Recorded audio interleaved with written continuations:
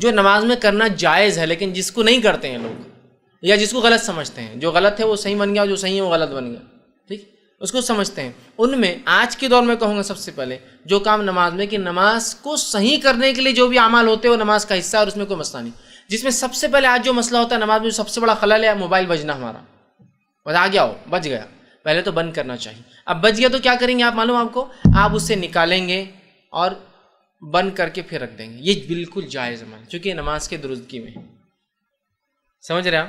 نکالیں گے بند کریں. میں اس حد تک کہہ رہا ہوں بہت سارے لوگوں کو دیکھا گیا نکالتے ہیں، ٹھیک، اور میں نے خاص طور سے جو ہے لوگوں کو دیکھا جو ہے گلف خلیجی ممالک میں نماز میں نکالتے ہیں اور کٹ نہیں کرتے، صلاح ریسیو کر کے صلاح پتہ نماز میں. یہ نہیں کر سکتے آپ کٹ کر سکتے ہیں اور پھر رکھ لیجیے. اب کٹ کرنا بھی اور بند کرنا دونوں جو بھی ہو سکتا ہے آپ نے کیا، اور آپ کا سب کو آئیڈیا ہوتا ہے اپنے موبائل فون بند کیسا ہوتا ہے، نکالا اور ڈال دیا. یہ کیا جا سکتا ہے. پوری لوگوں کی نماز خراب کرنے سے اچھا یہ عمل ہے. ہاں بس یہ مسئلے کا علم نہیں ہوتا، یہ مسئلے کا علم نہیں. اب ہوتا کیا ہے، نماز میں گری ہوئی ٹوپی برابر اٹھا کے پہنتا ہوں لیکن موبائل نہیں کٹ کرتا. نہیں غلط عمل. پھر گری ہوئی ٹوپی اٹھانا کہاں سے ثابت ہے؟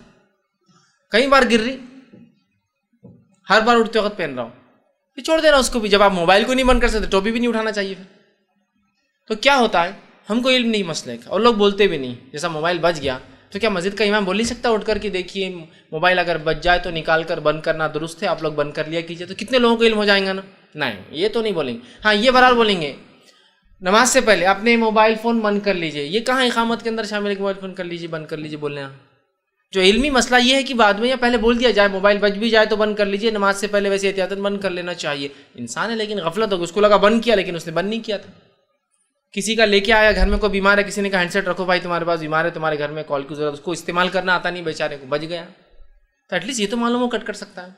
تو یہ کرنا چاہیے نماز میں، اس لیے کہ اس سے انشاءاللہ نماز میں کوئی فرق نہیں آتا. ٹھیک اسی طرح جو ہے نماز میں بات چیت کرنا، ٹھیک، وہ بات چیت جو نماز کی درستگی کا حصہ جائز ہے. لقمہ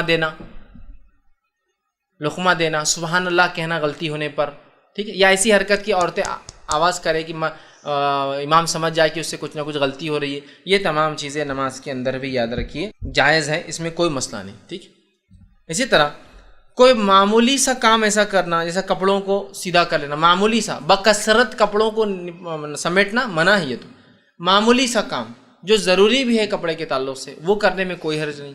یہ سب کر سکتے ہیں. ایک بٹن سے دوسرا بٹن مل گیا، جب آپ اٹھے پورا شرٹ ہی اٹھ جا رہا ہے اوپر، ہوتا ہے نا کبھی، تو خالی آپ نے معمولی سا کھینچ لیا اس کو نیچے، یہ ہو سکتا ہے. لیکن یہ نہیں کہ آپ نے چھوٹا شرٹ پہن کے پورا ٹائم کھینچ رہے ہیں، وہ میں نے بس تفصیلات لے لی. معمولی سی کوئی حرکت آپ کر سکتے ہیں جو نماز کو صحیح کرنے کے لیے. اسی طرح کھانسی کا آ جانا جو کہ اس کے بغیر چارہ نہیں ہوتا انسان کو، چھینک کا آ جانا جو کہ اس کے بغیر چارہ نہیں ہوتا ہے. اسی طرح جمائی کا آنا اور اس کو آپ کا روکنا، اس لیے کہ آپ نے حدیث سے فرمایا جمائی کو روکو، اسے لینا نہیں چاہیے. ٹھیک، یہ کرنا. لیکن کھانسی آنے پر ٹھیک ہے آپ کوشش کریں کہ اس کو روکے، لیکن جو مجبوری ہیں وہ تو ہوں گئی. چھینک آنے پر آپ کوئی الحمدللہ نہیں کہیں گے. نماز میں ایک مرتبہ ایک صحابی نے چھینک کے بعد الحمدللہ کہا، آپ صلی اللہ علیہ وسلم نے اس کو پسند نہیں کیا اور کہا نماز اللہ کا ذکر ہے، تم اللہ سے مشغول ہوتے ہو تو یہ نہ کہو، کیونکہ ویسے تم ذکر کر رہے ہو نا، پھر سبحان الحمدللہ بولنے کی ضرورت نہیں تھی نماز کی حالت، تو وہ نہیں کریں گے. ہمارے پاس ہوتا ہے کہ نماز کی حالت میں اگر چھینک آ رہی ہے تو اس کو ایسا تو بھی روکتا ہو نماز کے تھر تھر کانپتے ہوئے، کیونکہ چھینک مشکل ہوتی ہے. اور جمائی جو نہیں لینا ہے وہ نمازوں میں چالو ہے، کنٹینیو نمازوں میں جمائی جو لینا ہے اس کو روکتا ہے، جو نہیں کرنا ہے وہ شروع ہے نماز میں. جمائی لینے سے آپ صلی اللہ علیہ وسلم نے منع کیا، اس لیے کہ آپ نے فرمایا جب ایک مومن کرتا ہے تو شیطان اس پر سستی طاری کرتا ہے، امت کو سست، لہذا فرمایا جمائی نہ لیا کرو، اور آ جائے تو منہ پکڑ کر روکو، اس کو مت نہیں لینا چاہیے اس کو.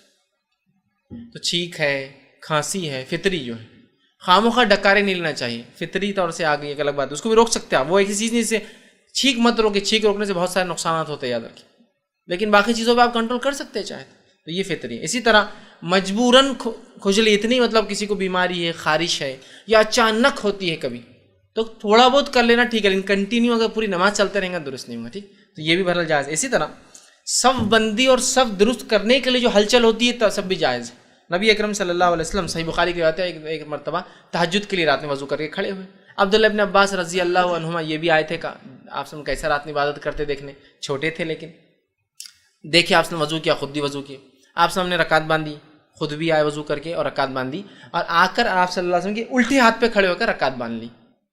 نبی اکرم صلی اللہ علیہ وسلم نے چونکہ مقتدی سیدھے ہاتھ پہ کھڑا ہوگا امام کے، اگر دو ہی لوگ ہیں تو سیدھے، اور اسی سے پتہ چلے گا کہ یہ مقتدی ہے، آپ صلی اللہ علیہ وسلم نماز کی حالت میں ان کو اس ہاتھ سے پیچھے سے پہلے اسی الٹے ہاتھ سے ادھر دھکا دیا اور پھر سیدھے ہاتھ سے پکڑ کے بازو لا کے کھڑا کر دیا۔ سمجھا؟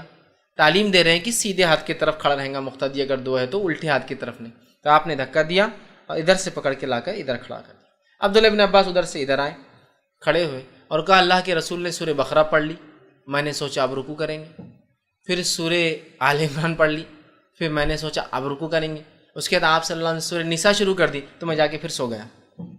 چھوٹے بچے تھے نا، اتنی دیر انتظار کرتے رہے، سورہ بقرہ پڑھ لی تو کھڑے، سورہ آل عمران ہو گئی اور سورہ نساء شروع ہو گئی تو آپ گئے اور جا کے سو گئے بستر میں۔ پھر صبح جب فجر کا وقت ہوا، اللہ کے رسول نے اٹھایا اور کہا، میرے چہرے پر تھوڑا سا تھپتا اور کہا ایسا نہیں کرنا چاہیے، ایک تو رات میں اٹھے پھر نماز کے لیے کھڑے ہوئے پھر جا کے سو بھی، مطلب پڑھنا چاہیے تھا جب تم آئے تھے اپنے گھر سے، میرے گھر آپ کے گھر رکے تھے، آ کے چھوٹے تھے بچے تھے رکے تھے اور پھر نماز بھی نہیں پڑھی، تو بہرحال تو آئے کھڑے ہوئے، تو دیکھیے یہاں آپ نے نماز میں کیسا درست کیا، امام تھے آپ، تو پتہ چلا جائز چیزوں کو امام نماز میں کر سکتا ہے۔ اس میں اور بھی چیزیں شامل ہوتی ہیں، جیسا کہ ہمارے مائک کا وہ گر گیا نیچے، جو بھون شروع ہوتا ہے اس کا، پھر کہ کمزور دل والا تو پتہ نہیں اس کے پلسز بڑھ جاتے ہوں گے، ہارٹ بیٹس اس کے تیز ہو جاتے ہوں گے، ہے نا، تو مائک کو اٹھا لیا، مائک کو تھوڑا سا بہت کرا، تھوڑا نیچے کر لیا، کیونکہ بہت پوری مسجد کے 100 لوگ تکلیف اٹھاتے ہیں، ہزاروں لوگ جمعے کی نماز میں، ہے نا، تھوڑا کر سکتے ہیں یہ سب چیزیں تھوڑا سا۔ اسی طرح رکعت تو باندھ لی اور پھر دیکھا سامنے موزی چیزیں چونٹیاں ہیں، اگر سجدہ کروں گا تو کاٹ سکتی ہے، تو تھوڑا سا امام خود ہل گیا بازو، چونٹیاں ہیں نا، کاٹ سکتی ہے نا اتنی بہت سی، تو یہ چیزیں۔ یا پھر نماز کو کھڑے ہو گئے اور غلاظت تھی، رات میں بلی آ گئی مسجد کے اندر، غلاظت کر کے چلے گی، دیکھا نہیں فجر میں امام آیا کھڑا ہوا، کھڑے ہونے کے بعد دکھ رہی ہے غلاظت، سرک جائے، یہ جائز حرکت ہے، یہ جائز ہے۔ مقتدی غلط کھڑا تھا، آپ سب نے اس کو ادھر سے نکالا، جائز ہے۔ اسی طرح نماز کے لیے 2 لوگ کھڑے ہیں، امام کھڑا ہے، مقتدی بازو آ کے کھڑا ہے، چونکہ 2 ہی لوگ نماز میں تو صف بننا ضروری ہے، تو صف دونوں کیوں نہیں؟ اب مصلی آیا ایک اور، اب اس کو کھڑا ہونا تو وہ بازو نہیں کھڑا ہوں گا، اب ٹھیک، وہ کیا کریں گا معلوم، امام کو پیچھے سے دھکا وہ کریں گا تو امام تھوڑا آگے سرک جائیں گا، مطلب آپ پیچھے صف ہو گئی ہو، امام آگے سرک جائے۔ اگر آگے جگہ ہے تو بیسٹ یہ ہے کہ اگر 2 لوگ کھڑے ہیں تو امام اپنے مصلی سے بالکل پیچھے وہیں کھڑا ہو، اس کے پیچھے والی صف میں، اور مقتدی بازو، جیسے کوئی مقتدی آئے گا اس کو دھکا دیں گا، امام اپنے مصلی پہ چلے جائیں گا، مقتدی پیچھے صف بنا لیں گے، سمجھ رہے آپ؟ لیکن اس کا بھی علم نہیں ہوتا ہمارے پاس۔ یہ جائز حرکتیں ہیں، یہ جائز آگے پیچھے ہونا، یہ نہیں کرتے ہم، اور جہاں جو نہیں کرنا ہے وہ کرے، ٹوپی اٹھا کے رکھ رہے، میں نے دیکھا ٹوپی گر کے رول ہوتے ہوئے دور گئی تو نماز میں پورا آگے جا کے بھی لے کے آتے اس کو اپنے پاس، جو کہ نہیں کرنا ہے، اور جو کرنا ہے صفوں میں، صف بندی کے ادب میں نہیں ایسا تھوڑی ہو سکتا۔ ایک امام اور ایک مقتدی ہے تو امام آگے کھڑا اور مقتدی پیچھے کھڑا، یہ تھوڑی نماز ہوں گی، چونکہ صف ہی نہیں بنی، صف کہاں بنی؟ یہ مسئلے کا علم ہونا چاہیے، یہ بہت اہم چیز ہے، یاد رکھیے۔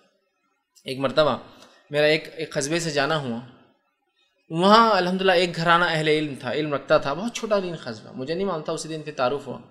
فجر میں گیا تو 2 آدمی نماز پڑھ رہے فجر کی، اور جلدی نماز تھی اور راستے پہ مسجد تھی وہ، تو جب میں وہاں گیا وضو کر کے جا کر بازو کھڑا ہو چکی، میں ڈرا ہوا تھا کہ اگر میں دھکا دوں گا تو ایک نیا مسئلہ، امام کو دھکا دینے ہمارے بولتے ایک نیا مسئلہ، انہوں نے رسک نہیں لینا، میں خاموشی سے آ کر 2 کھڑے تھے، تیسرا کھڑا ہو گیا۔ ہمارے 2 اور بھی ساتھی تھے، بولے ہمارا نہیں ابھی کھڑے ہو جاؤ، یہ گاؤں کی مسجد ہے، بہت جھگڑے ہو جاتے ہیں، چھوٹی چھوٹی چیزوں پہ جھگڑے ہو جاتے ہیں۔ جیسے میں بازو کھڑا ہوا، امام علم رکھنے والا تھا، وہ آگے بڑھ گیا خود بخود، وہ آگے بڑھ کے چلے گئے مصلی، چونکہ وہ ایگزیکٹلی اپنے مصلی سے امامت کے پیچھے کھڑے تھے، ایک آدمی بازو، جیسے میں کھڑا ہوا وہ آگے چلے گئے، اور پھر ہمارے بازو والے کھڑے ہوئے، سب بن گئے پیچھے، ان کو علم تھا اس مسئلے کا۔ بعد میں وہ دیکھنے لگے، ارے بولے آپ نے مجھے وہ نہیں کیا، میں نے کہا ہم کو پہلے ڈر لگا ہوا تھا، ٹھیک ہے، کہ آپ کو دھکا دیتے رہے، کہ میں بازو والا شروع ہو جاتا ہم کو ثواب کی نیت سے، کہ امام کو دھکا دے رہا، امام کو ہٹا رہا نماز میں، اتنا بڑا گناہ، تو بولا میں نے رسک لینا پسند نہیں کیا کہ امام کو ہٹانے کا، وہ بھی ہنسنے لگے، کہا نہیں صحیح کیا آپ نے، بولے علم نہیں ہوتا لوگوں کو، لیکن اس مسجد میں الحمدللہ ہم لوگ علم رکھتے ہیں اور ہم لوگ ایسا عمل کرتے ہیں۔ میں نے کہا بڑی بات ہے، لیکن بھائی ہر جگہ کی حالت اس طرح سے نہیں ہے، ٹھیک، تو یہ آپ یہ ہلچل جائز ہلچل ہے، آپ کر سکتے ہیں، ٹھیک۔ اسی طرح امام خرد بھول جائے، غلطی ہو جائے تو آواز دینا، یہ بھی میں نے تفصیلات آپ کر سکتے ہیں۔ اسی طرح نماز میں آپ کے آگے سے کوئی جا رہا ہے، تو آپ اس کو نماز کی حالت میں روک لیں گے، ٹھیک ہے؟ یہ جائز عمل ہے۔ ہمارے پاس کیا ہوتا ہے دیکھیے، ایک کیس تو یہ ہوتا ہے نماز میں آپ کھڑے، کوئی چلا گیا، اب وہ گیا نا تو دل میں کچھ نہیں اس کو، بس دل میں۔ دوسرا کیس، دکھتا نہیں گیا، نماز پڑھ رہا تھا میں اور چلے گئے میرے سامنے سے، مطلب وہ سمجھتا نماز ٹوٹ گئی اس کی، تو وہیں شروع جھگڑا۔ میں ایک مرتبہ کچھ بڑے لوگوں نے پیچھے صف بنا دی، 2 صف مسجد میں آگے بنی، رمضان کا مہینہ تھا، مغرب کی نماز تھی۔ اب یہ سے 2 پیچھے کیسے کھڑے ہو گئے لوگ بیچ میں، 2 صفیں بیچ میں خالی ہیں اور راستہ بھی نہیں جانے کا۔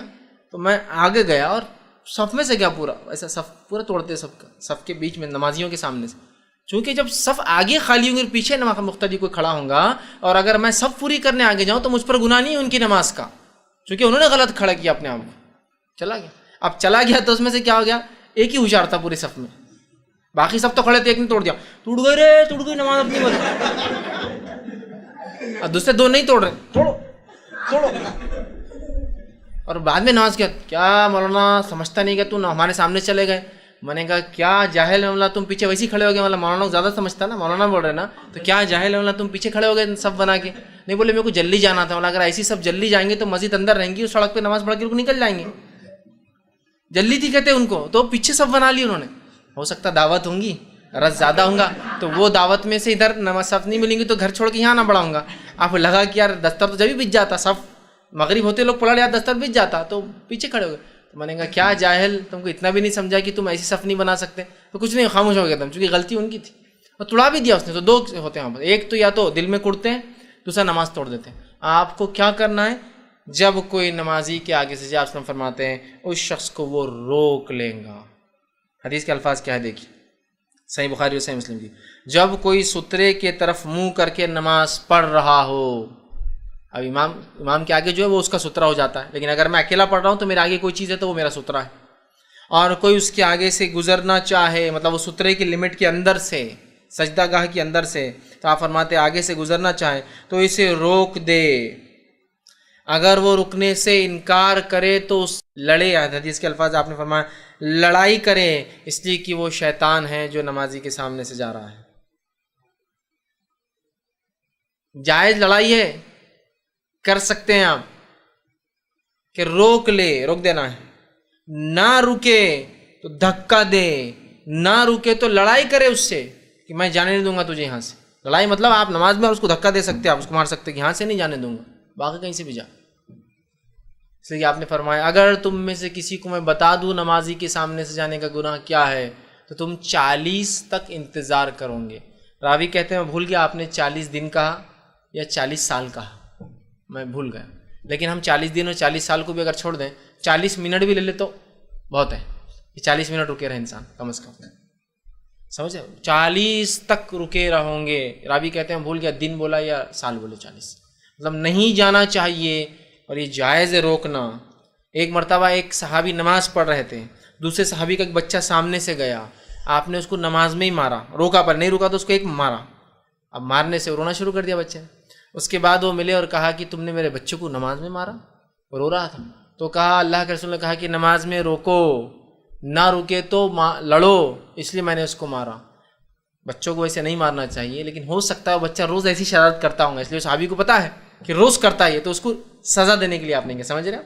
بچہ بڑا ہو چکا ہوں گا لیکن وہ کیا بچوں کو کہتا نا کچھ چلو نمازوں کے سامنے بھاگیں گے، ایک آدھ آدمی کو نصیحت کرنا ہی پڑیں گے، تو شاید وہ روز کرتا ہوں گا نا، عمومی اعتبار چھوٹے بچے نماز میں سامنے سے گئے تو کچھ نہیں ہوتا، نماز کو یاد رکھیں، کوئی مسئلہ نہیں ہوتا اس سے نماز میں۔ یہ بڑوں کے لیے بات کہی جا رہی ہے، بڑوں سے مراد بالغ کے لیے، بالغ انسان 10 سال کے بعد ہو جاتا ہے، 10 سال کا ہوتا ہے، ٹھیک ہے؟ لیکن اگر چھوٹے بچے ہیں نماز میں سامنے جاتے کچھ نہیں ہوتا ہے۔ نبی اکرم صلی اللہ علیہ وسلم نماز پڑھتے تھے، حضرت حسن، حضرت حسین اور امامہ آپ کی جو نواسی تھی یہ نماز میں آ جایا کرتے تھے۔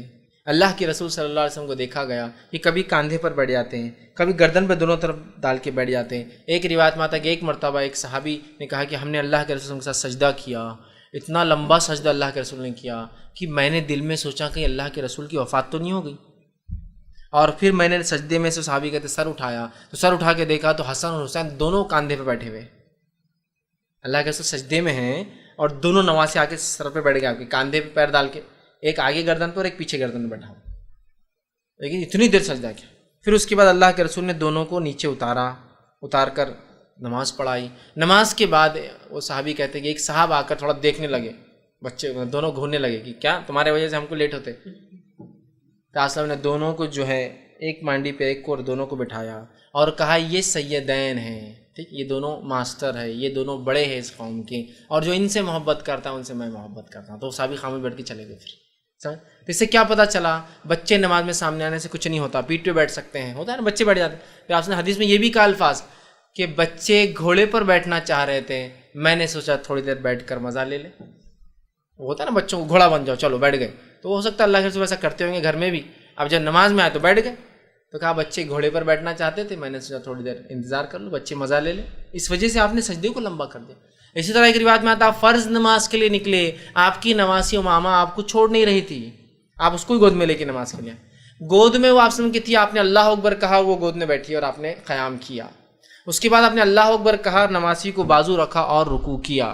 پھر آپ نے دونوں سجدے کیے. جب آپ سجدے سے اٹھے تو پھر وہ چپک گیا تو آپ نے اسے گود میں لیا اور کھڑے ہو کر نماز پڑھی.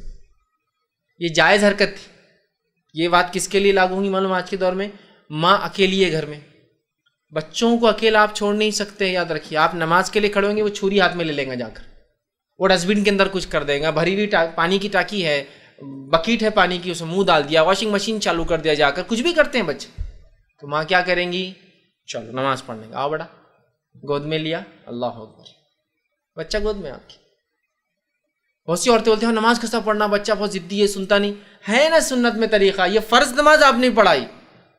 اب ایک صاحب ایک دن بولنے لگے یہ نماز میں جو ہے جو لوگ بولتے بخاری پہ عمل کرنا اور اس پہ عمل کرنا، یہ ان کو بخار چڑھا ہوا ہے بخاری کا، بولے اور ایسا ہے ویسا ہے، جاؤ بولے بچوں گود میں لے کے نماز پڑھو، بولے جاؤ. اللہ کے رسول پڑھتے تھے. میں نے کہا ٹھیک ہے، جب بچے رہیں گے تو ہم پڑھیں گے نا گود میں لے کے. حدیث یہی سکھا رہی ہے نا ہم کو. جیسا کہ میں گھر سے باہر نکلا، میری بیوی اسپتال میں ہے، میرا ایک چھوٹا سا بچہ میرے ساتھ ہے اور نماز کا بھی ٹائم ہو گیا، اب کیا کروں؟ نماز چھوڑوں یا پڑھوں؟ تو میں بچے کو لے کے پڑھوں گا، جا کے مسجد میں جاؤں گا اور لے کے پڑھوں گا گود میں اس کو. اب ہے میرے پاس جواز اس کا. خاموخواہ نہیں. حدیث میں کیا راستے جاتے تھے بچوں کو اٹھا کے نماز میں پھر لے کے پڑھتے تھے، ضرورت کے تحت ہے، سمپل. وہی صاحب ایک دن بیان دینے لگے حسن اور حسین کی فضیلت میں، کہ کہا یہ حسن اور حسین آ جاتے تھے، نبی اکرم صلی اللہ علیہ وسلم کے پیٹ پہ بیٹھتے تھے نماز میں، سامنے جاتے تھے، حسن ان کو لے کے نماز پڑھتے. میں نے کہا اب کیا ہوا؟ اب فضیلت بیان کرنے میں حسن اور حسین کی، اب برابر وہ روایتوں کو بیان کرتے ہو. یس، اس سے تو مسائل نکل رہے ہیں. تو ایک انسان جو ہے نماز میں اگر بچے کو لینا ہو اور اس کی وجہ سے کوئی حرکت پڑھنے، جائز حرکت ہے. ایک ماں ہے اکیلی، بچہ ہے گھر میں، ایک بڑا ہے ایک چھوٹا ہے، دونوں لڑ سکتے ہیں آپس میں. چلو بڑا بازو کھڑے کرو، چلو ادھر سے آؤ، چھوٹے کو آپ نے گود میں لے لیا. نماز نہیں چھوٹیں گے. یا پھر سامنے بٹھائیے، یہاں سے ہلنا نہیں. اگر آپ کو پتہ ہے بچہ نہیں ہلتا تو ٹھیک. اور بہت سی عورتیں پوچھتی ہیں نماز کو کھڑے ہو گئے، بچہ پاس سے چلا گیا، اب رسک ہے، ڈر ہے، کھانا بن رہا ہے، فلاں ہے، کیا کرے؟ نماز کو توڑ دے. آپ انسانی جان سب سے اول ہے، یاد رکھیے. نماز توڑ دے، بچے کو لائے اور گود میں لے کے پڑھے. پھر آپ کو پتا ہے بھگ جا رہا، رینگنا شروع کر دیا، اکیلی آپ گود میں لے کر پڑھے. سنت سے ثابت ہے یہ چیز. آپ کی نماز کی ایک بار ضد چھوڑ نہیں رہی تھی، آپ نے گود میں لے کر پڑھا. اسلام بہت آسان ہے، یاد رکھیے. یہ سخت اور مشکل دین نہیں. یہ ایسا بھی نہیں ہے کہ آپ کے فرائض کے لیے آپ کو زندگیوں کو داؤ پہ لگانا پڑے. کہ آپ ٹرین میں نماز پڑھنا چاہ رہے، بچہ آپ کہیں بھی چل رہا، آپ ٹرین میں نماز نہیں توڑ سکتا، بچہ کہاں گیا وہ فکر بھی لگی، تو نماز تھوڑی ہو رہی ہے آپ کی. ثانی ذہن تو اپنے بچوں کی حفاظت میں، سامان کی حفاظت میں. سامان کو سامنے رکھ دیا، بچے کو بیچ میں لا کے بٹھا دیا اور پھر نماز شروع کی. بچہ بھی سامنے، سامان بھی، آرام سے اطمینان سے نماز پڑھی. یہ سمجھنے کی ضرورت ہے. یہ جائز حرکتیں ہیں جو کر سکتے ہیں. تو آگے سے گزرنے والے کیا کرنا ہے؟ روکنا ہے.